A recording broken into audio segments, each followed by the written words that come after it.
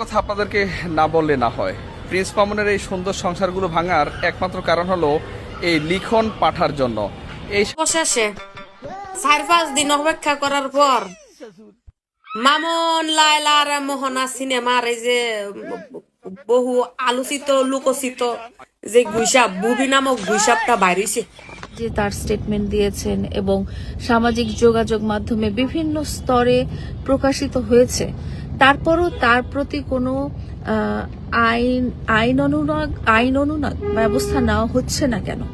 ও লায়লার মতো একটা মেয়েকে 4 বছর ইউজ করে প্রতারণা করেছে। সেটাই। সেম ভাবে সে আমাকে লায়লার 1 সাথে বছর ব্রেকআপ করেছে। হওয়ার পর মোহনার সাথে সেম ভাবে প্রতারণা করছে।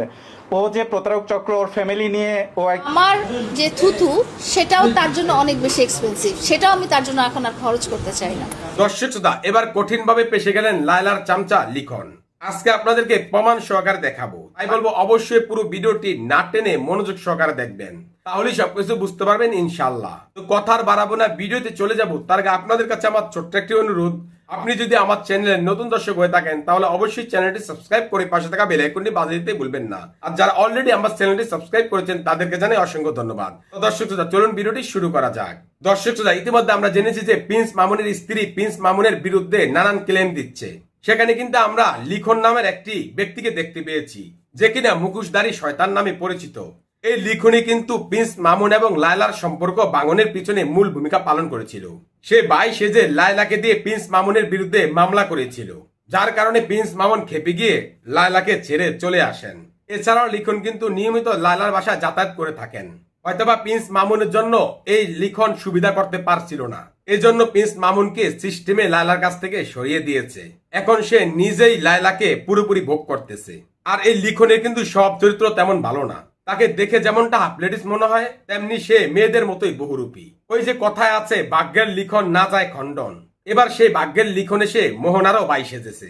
সে মোহনাকে বলছে যে আমি যেভাবে লায়লাকে সাপোর্ট দিয়েছি ঠিক তোমাকেও সেভাবে সাপোর্ট দেব। এই বলে কিন্তু মোহনাকে সে বুকের মধ্যে চেপে চেপে ধরতেছে। আমরা বিভিন্ন ভিডিওতে তা দেখেছি। সে এখন এসে মোহনার কাছেও সুযোগ নেওয়ার চেষ্টা করছে। হয়তোবা বেশ কিছুদিন পূর্বেই লিখনের সাথে মোহনার যোগাযোগ হয়েছিল, কারণ তা না হলে প্রিন্স মামুন যখন মোহনার বাসায় গিয়েছে সেই সময় কিভাবে লিখন সেখানে উপস্থিত হতে পারে? নিশ্চয়ই লিখনের সাথে এই মোহনার যোগাযোগ আছে বা ছিল। এই প্রিন্স মামুন আর মোহনার যখন ঝামেলা চলতেছে সেই মুহূর্তে কিন্তু এই লিখন এসে সুযোগ সন্ধানী হয়ে সুযোগ নিচ্ছে। সে লায়লার মতো মোহনার সাথেও খায়েশ মিটানো ধান্দা করছে। আপনারা হয়তো বলবেন যে আমি কেন এই লিখনের উপর খেপেছি। তার একটি উত্তর, এই লিখন নামের হাজারো লিখন আছে যারা স্বামী স্ত্রীর সম্পর্কের মধ্যে তৃতীয় ব্যক্তি হিসেবে ঢুকে পড়ে। আর স্বামী স্ত্রী দুজনের ঝামেলার কারণে ঘটনাটা যেতটুক যেত তার চেয়ে ভয়ঙ্কর ভাবে রূপ নেয় এই ধরনের তৃতীয় ব্যক্তির কারণে। তাই এই তৃতীয় ব্যক্তিকে আমি ভালো দৃষ্টিতে দেখছি না। আমি মনে করি লিখনকে আইনের আওতায় নিয়ে যদি জিজ্ঞাসাবাদ করা হয় বা তাকে রিমান্ডে নেওয়া হয় তাহলে অনেক কিছু বের হবে। এই লোকটা একটা বেয়াদব এবং চরিত্রহীন লোক। কারণ আমার কথা হলো লালার সাথে সে ভাই হিসেবে থেকেছে, ভালো কথা, কিন্তু তার কেন এই মোহনার কাছেও আসতে হবে? সে কি শুধু একাই দিল দরদি, আর কেউ নাই? আমি এই লোকটার কার্যকলাপকে ভালো চোখে দেখছি না। তো যাই হোক, প্রিন্স মামুন এবং মোহনাকে কেন্দ্র করে শুরুতে চলুন একটি ভিডিও ফুটেজ দেখে আসি, তারপর আপনাদেরকে মূল বিষয়টি প্রমাণ সহকারে দেখাবো। সত্য কথা আপনাদেরকে না বললে না হয়। প্রিন্স মামুনের এই সুন্দর সংসারগুলো ভাঙার একমাত্র কারণ হলো এই লিখন পাঠার জন্য। এই শালায় পুরুষও না মহিলাও না। আপনারা অনেকে আসলে এই কথাগুলো কিংবা এই কমেন্টসগুলো আমাকে করেন। তাকে নিয়ে কিছু বলতে গেলে বিবেকে বাধা দেয়, যার জন্য তাকে নিয়ে কোনো ভিডিও তৈরি করতে চাই না। সে এই সুন্দর সংসারগুলো ভাঙার লায়লার কাছ থেকে 2 কোটি টাকার উপরে খেয়েছে, ওর কাছ থেকে অ্যারাউন্ড 50 লাখ টাকা খেয়েছে। এগুলার কি দেশে কোনো বিচার নাই? ওর তো ভাইয়া কোনো কোয়ালিফিকেশন নাই, আর ও এরকম ভিডিও করে না যে ও টাকা আর্ন করবে। ও তো এইভাবেই টাকা খেচ্ছে, এটা আপনাদের কাছে প্রমাণ, এটা প্রুভেন। আমরা টাকা দিচ্ছি, আমরা ওর ফাঁদে পড়তেছি। তো আপনারা যদি এগুলা না দেখেন, হ্যাঁ। ও লায়লার মতো একটা মেয়েকে 4 বছর ইউজ করে প্রতারণা করেছে। সেটাই। সেম ভাবে সে আমাকে লায়লার 1 সাথে বছর ব্রেকআপ করেছে। হওয়ার পর মোহনার সাথে সেম ভাবে প্রতারণা করছে। ও যে প্রতারক চক্র, ওর ফ্যামিলি নিয়ে ও একটা পরিবার গঠন করেছে, যে মানুষের সাথে এভাবে ম্যানুপুলেট করে মানুষের টাকা হাতিয়ে নিয়ে তাকে ইউজ করে পরে তাকে বলা হচ্ছে বা তাকে আপনার ভাই বলা আমার হচ্ছে। সাথে কিভাবে কথা আচ্ছা, বললো? এই রকম কাজ বা এই ধরনের অনৈতিক কাজ যেন সে না করতে পারে। আপনারা মোহনাকে জিজ্ঞেস করছেন যে হজে যাওয়ার আগে মোহনা টাকা দিছে কিনা। হজে যাওয়ার আগে ওই যে জুনিয়র সাকিব আছে, জুনিয়র সাকিবের একটা মেয়ের সাথে রিলেশন ছিল, ইকরা ইকরা নামের নাম, একটা মেয়ে, হ্যাঁ। ইকরার মার কাছ থেকে 40,000 টাকা মামুনের হ্যাঁ, মায়ের হ্যাঁ। বিকাশে ট্রান্সফার করে নিছে, সেটার সকল প্রকার এভিডেন্স আমার কাছে আছে। এটা মামুন আমাকে বলতো এবং কি? মামুন যে এই অনৈতিক কাজগুলো করছে লায়লার সাথে, মোহনার সাথে, বা আমাকেও কোর্টে চাকু মেরেছে, হ্যাঁ, এটা ও সত্যি। ও এমন কি কিশোর গ্যাং এর লিডার তো অবশ্যই, এবং ওর সঙ্গে কিশোর গ্যাং জড়িত, এটা আমি আগেও বলেছি, অনেক ইন্টারভিউতে বলেছি। তো একজন কিশোর গ্যাং এর লিডার যদি বাংলাদেশে এই সুগার মাম্মি ধরে বা বয়সে সিনিয়র মেয়েদেরকে ধরে টাকা হাতিয়ে নেওয়ার পর তাকে বেশ্যা বলে, এর কি কোনো বিচার আপনারা বা বাংলাদেশের জনগণ কি এর কোনো বিচার করবে না? বা কোর্টের দ্বার প্রান্তে নারী শিশু ট্রাইব্যুনাল 7 নম্বর কক্ষের সামনে আমাকে চাকু মারার পরেও সে মোহনাকে এসে বলছে যে কোর্টের সামনে ওকে আমি এমন জায়গায় নিয়ে গেছি যেখানে সিসি ক্যামেরা ছিল না। তাহলে মামুন কত বড় মাফিয়া এবং কত বড় ডন আপনারাই চিন্তা করেন। ও মানুষকে ধরবে, টাকা হাতে নেবে, BMW কিনে নিবে, 4 বছর লায়লার সাথে একই সাথে নিচে থাকবে, মোহনার সাথে 1 বছর থাকবে, থাকার পরে সে এভাবে আপনাদের গণমাধ্যমের সামনে মুখ খারাপ করে খারাপ কথা বলে সে থ্রেট দিবে। তাহলে মামুন কি এসে গেছে? এর কি কোনো বিচার নাই? বা বাংলাদেশের আইন কি এর কোনো বিচার করবে না? বা আপনারা গণমাধ্যম কি এগুলা প্রচার করবেন না? আপনারা কি শুধু এটাই প্রচার করবেন যে প্রিন্স মামুন আগে প্রিন্সের মতো ছিল এবং এখন টোকারের মতো হয়েছে, আবার পরবর্তীতে সে প্রিন্স মামুনের মতো হবে? এগুলা প্রচার আমরা চাই না। আমি চাই লায়লা আমার বোন ছিল, তার সাথে অন্যায় হয়েছে, অবিচার করেছে, 4 বছর একসাথে থেকেছে এবং লায়লাকে করেছে, মেরে তার চোখ নষ্ট করে দিয়েছিল, এবং সেম ভাবে 1 বছর না যেতে মোহনাকে মেরে, মোহনার ভিডিও ফুটেজ আপনারা দেখেছেন যে ওকে লায়লার মতোই মোবাইল দিয়ে, পাওয়ার ব্যাংক দিয়ে পিটিয়ে ওকে হচ্ছে ক্ষতবিক্ষত করা হয়েছে, এবং ওর 2টো নখ ছিল, এই 2 নখই 2বার করে ভেঙে দিয়েছে, এবং মামুনের মা হসপিটালে নিয়ে গেছে। এগুলা জানার পর তারপরে মামুন কিভাবে প্রকাশ্যে ঘুরে বেড়ায় এবং আইন তাকে কেন স্টেপ নেয় না, এবং আপনারা গণমাধ্যম এই নিউজগুলো কেন প্রচার করছেন না বা করেন না? আপনারা কি আপনাদের শুধু ভিউজের জন্য একজন ভাইরাল পারসনকে বা ভাইরাল টপিকস নিয়ে আলোচনা করবেন, নাকি আপনাদেরও একটা বিবেকবোধ আছে? আজকে যদি আপনাদের বোনের সাথে মোহনা যদি আজকে আমার বোন হইতো, বা মোহনা যদি আজকে আপনাদের বোন হইতো, আপনারা কি চাইতেন? লায়লা যদি আজকে আমার বোন না হয় আপনাদের বোন হইতো, আপনারা কি চাইতেন না বিচার? হজে মানে যাওয়ার আগে তার সাথে আমার সম্পর্ক বিচ্ছিন্ন ছিল 3 মাস। তখনও সে বিভিন্ন মেয়ের সাথে এরকম নেশা করে অবশেষে 4-5 দিন অপেক্ষা করার পর মামুন, লায়লা আর মোহনা সিনেমার এই যে বহু আলোচিত লোকচিত যে গুইসাপ, বুবি নামক গুইসাপটা বাইরেছে গো, গুইসাপটা বাইরেছে। না আরেকটা শয়তান বুইরা বুইরা গুইসাপ বাইরনের ফালা। হেইটা হইতে হয়েছে যে ফুতের বউ ওকারে মনে করে যে টেলিগ্রামে হোক আর 1 রাইতে হোক আর 1 ঘন্টা হোক বাইরে যাইয়া কামাই করে আইন না 60,000 টাকা হাত তুইলা দিব, হেই ফরিটা বাইর হই না বাহির হইছে। হেইটা যদি মারো নাই মজাগা তাই লইব হাড্ডা হাড্ডি লড়াই, বুঝো নাই?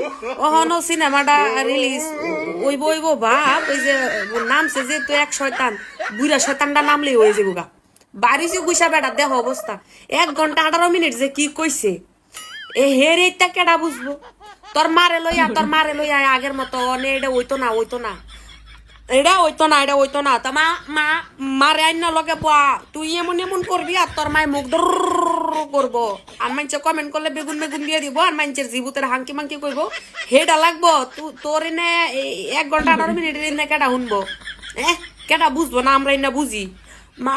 মারে লইয়া মারে আইনা বয়া এলো, মুভিটা সঠিক মতন হইতাছে না, আমরা দেখে শান্তি পাইতেছি না নাকি? তো দর্শক শ্রোতা, আশা করছি আপনারা পুরো ভিডিওটি মনোযোগ সহকারে দেখেছেন এবং এখানে কি বলা হয়েছে তাও বুঝতে পেরেছেন। এই বিষয়ে নিয়ে যদি আপনাদের কোনো মতামত থাকে তাহলে অবশ্যই তা কমেন্ট করে জানাতে পারেন। এখন চলুন আমরা আরেকটি ভিডিও দেখে আসি। উনি জানিয়েছেন উনি এবং তার স্ত্রী, উনি যেটা জানিয়েছেন উনি এবং তার স্ত্রী একসাথে মাদক গ্রহণ করতেন, এবং তার স্ত্রী একটি ভিডিও প্রকাশ করেছেন যেখানে উনি ইয়াবা সেবন করছেন।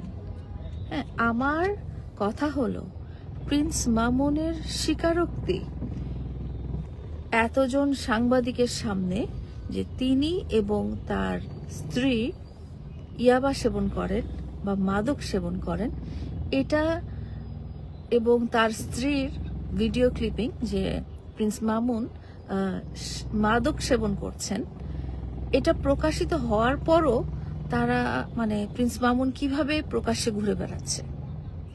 যতটুকু আমি জানি যে মাদক বেচা কেনা, বহন করা তারপরে হচ্ছে সেবন করা দেশের আইনে দণ্ডনীয় অপরাধ।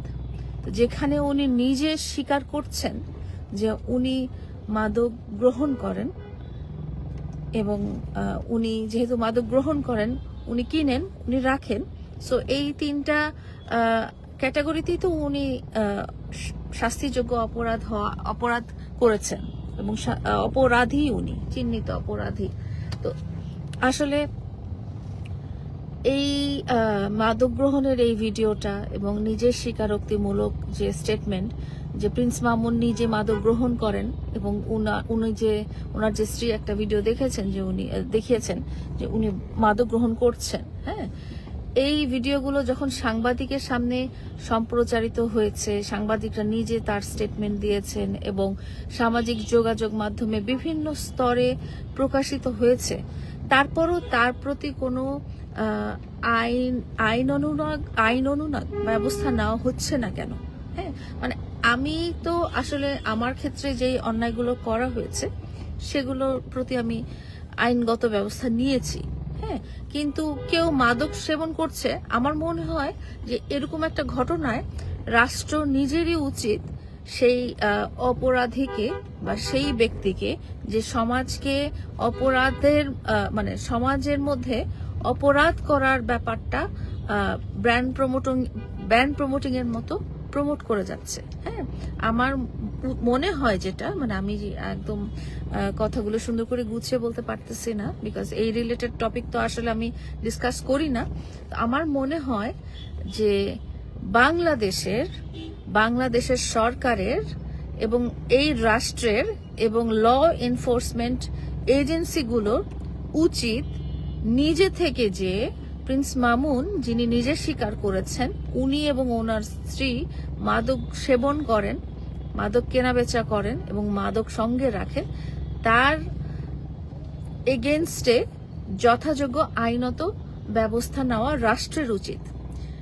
কারণ আমি বলি, মানে ইতিমধ্যে আপনারা দেখেছেন তার স্ত্রীর সংবাদ সম্মেলন এবং লাইভ এবং অনেক ভিডিও ফুটেজ, এটা সেটা অনেক কিছু, হ্যাঁ, যেখানে তিনি অনেক কিছু অভিযোগ করেছেন, যেসব অভিযোগগুলো আমি 2023 সালে মানে 3 বছর আগে করেছিলাম, এবং সেই 3 বছর আগের অভিযোগগুলোর ভিত্তিতে আমি আইনগত ব্যবস্থা নেওয়ার জন্য দেশের আদালতে এবং পুলিশের শরণাপন্ন হয়েছিলাম।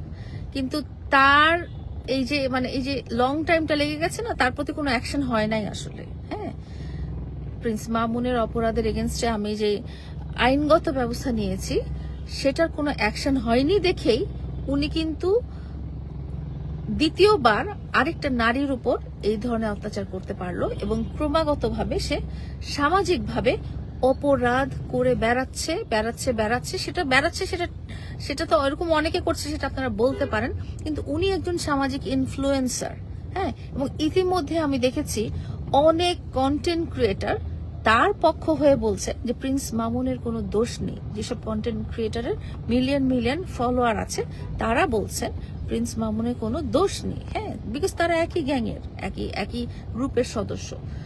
একজন অপরাধী যেখানে নিজের মুখে অপরাধ স্বীকার করে এবং অপরাধীর বিপক্ষে যথাযোগ্য প্রমাণ তার স্ত্রী দেখিয়েছেন, এবং আমি 3 বছর থেকে দেখিয়ে যাচ্ছি রাষ্ট্রের কাছে, সেই অপরাধীটা কিভাবে বুক ফুলিয়ে সমাজের মাধ্যমে ঘুরে বেড়ায় এবং কিভাবে তার পক্ষ হয়ে কোনো ইনফ্লুয়েন্সার বা কন্টেন্ট ক্রিয়েটর বা ইউটিউবার বা জার্নালিস্ট কথা বলে।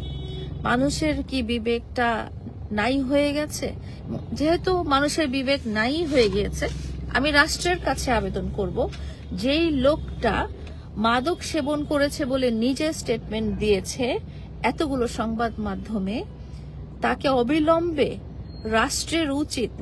রাষ্ট্রের যে আইন আছে সেই আইনের আওতায় নিয়ে নেওয়া। যেহেতু আমি তার জন্য কিছু করতে পারছি না, আমি মামলা করেও তাকে থামাতে পারছি না এইসব কাজ থেকে, তার স্ত্রীও কিছু করতে পারেননি, তার স্ত্রীকেও মেরে উনি একেবারে খারাপ অবস্থা করে দিয়েছেন। তাহলে আর কে করবে? বিকজ উনি মাদক গ্রহণ করেন, সেক্ষেত্রে তার আমি যে মানে ল এনফোর্সমেন্ট এজেন্সির কাছে বলতে পারি না উনি নিজে বলেছেন এবং উনি নিজে স্বীকার করেছেন এবং ওনার স্ত্রী ভিডিও প্রমাণ দেখিয়েছেন, তাহলে রাষ্ট্রের উচিত রাষ্ট্রের কল্যাণে, সমাজের কল্যাণে, সমাজের যুব সমাজের কল্যাণে, যুব সমাজকে বিপদগামী হওয়ার পথ থেকে বাঁচানোর জন্য, বা তার যে মিলিয়ন মিলিয়ন ফ্যান ফলোয়ার আছে তাদেরকে বিপদগামী না হওয়ার জন্য রাষ্ট্রের উচিত, রাষ্ট্রের আইন প্রণেতা যারা আছেন তাদের উচিত প্রিন্স মামুনকে আইনের আওতায় এনে যথাযোগ্য কি বলে স্টেপ নেওয়া, যথাযোগ্য স্টেপ নেওয়া। সেই স্টেপটা কি হতে পারে সেটা আমি জানি না। হ্যাঁ, সেই স্টেপটা হতে পারে তাকে রিহ্যাব সেন্টারে দেওয়া, সেই স্টেপটা হতে পারে তাকে আইনের হাতে তুলে দেওয়া, সেই স্টেপটা হতে পারে তাকে ডাক্তারের কাছে নিয়ে যাওয়া। বিকজ আমি অনেকবার ডাক্তারের কাছে নিয়ে গেছি, অনেক কাউন্সিলিং করিয়েছি ইউনাইটেড হসপিটালে।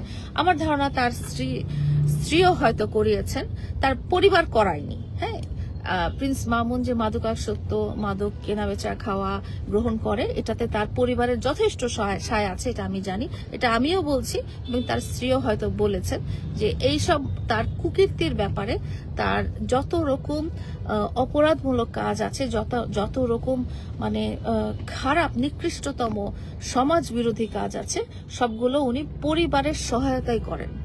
প্রিন্স মামুন বলেন, মাদক গ্রহণ বলেন, বা মানুষকে মারামারি বা যেই ধরনের যত রকম অপরাধ উনি করে বেড়াচ্ছেন, তার সবগুলো উনি পরিবারের সহায়তা করেন। উনি যে বেআইনি গাড়ি চালান, উনি যে বেআইনি মোটরসাইকেল চালান, সবগুলো তার পরিবারের সহায়তায় করা। আমি স্পষ্ট করে বলতে চাই, এই রাষ্ট্রের উচিত, বাংলাদেশের উচিত, বাংলাদেশের সরকারের উচিত, বাংলাদেশের আইন প্রণেতা যারা আছেন বা ল এনফোর্সমেন্ট এজেন্সি যারা আছেন, তাদের উচিত এই প্রিন্স মামুনের মতো অপরাধীকে, সামাজিক কীটকে থামানো। তাকে আপনারা কেউ প্রমোট করবেন না, আমি বারবার বলছি, আপনারা তাকে আরো একটা সুযোগ দিবেন না অন্য অনেক মানুষের জীবন ধ্বংস করার। তার এগেনস্টে রুখে দাঁড়াবেন। তাকে আপনারা কেউ বাসা ভাড়া দিবেন না। তার গাড়ি, তার বাইক সব বেআইনি, এগুলো সব আপনারা নিজেদের হেফাজতে রাখবেন। এগুলো শো অফ করে করে সে বিভিন্ন মেয়েদেরকে টার্গেট করে। হ্যাঁ, এবং আমি আরো বলতে চাই, তার সামাজিক যোগাযোগ মাধ্যমে কোনো রকম পদাচারণা থাকা উচিত না। তার সমস্ত অ্যাকাউন্ট কিন্তু সরকারের হেফাজতে নিয়ে নেওয়া উচিত, কারণ সে প্রমোট, তাকে লোকজন বলতেছে যে সে মাদকের ব্র্যান্ড অ্যাম্বাসেডর। তো এই জিনিসটা কতটা খারাপ এটা কিশোর কিশোরী বা তরুণ তরুণী অনেক সময় বুঝতেও পারবে না, তাকে দেখে ইনফ্লুয়েন্স হয়ে যাবে। এই সমাজ নষ্টের কারিগরকে এই মুহূর্তে থামিয়ে দেওয়া উচিত, সরকারিভাবে, রাষ্ট্রীয়ভাবে। এটাই আমি বলতে চাই।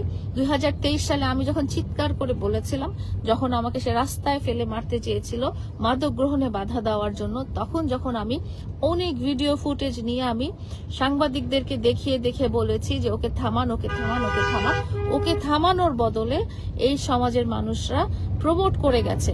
সেই প্রমোট যদি আপনারা না করতেন, আপনারা যদি ওকে 2023 সালে রিহ্যাব সেন্টারে দিয়ে দিতেন, বা আপনারা কোনো আইনগত ব্যবস্থা তার এবং তার পরিবারের এগেনস্টে নিতেন, তাহলে আজকে তার স্ত্রীর এই আর্তনাদ থাকতো না।